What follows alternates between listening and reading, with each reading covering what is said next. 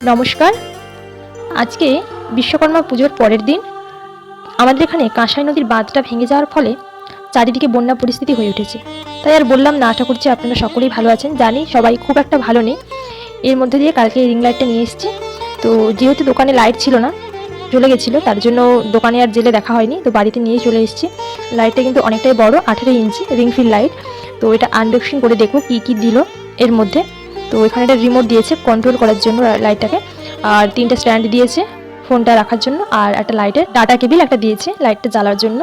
তো আমি বলবো এই বন্যা পরিস্থিতিতে সবাই নিজেরা সচেতনভাবে থাকার জন্য, কারণ প্রত্যেকের পাশে থাকা উচিত। এই সময় হিংসা জেদাজেদি না করে সবাই সবার বিপদে ঝাঁপিয়ে পড়াটাই উচিত বলে আমি মনে করি। কারণ এখন যা পরিস্থিতি, প্রশাসন কোনো পদক্ষেপ নিচ্ছে না। তো চারিদিকে জলমগ্ন হওয়ার ফলে সাপের উপদ্রবটাও অনেকটা বেড়েছে ও গ্রামের বেশিরভাগ মাটির বাড়িগুলো পড়ে যাচ্ছে। তো যাই হোক, সবাই সুস্থ থাকবেন এটাই বলবো। আর আমার রিং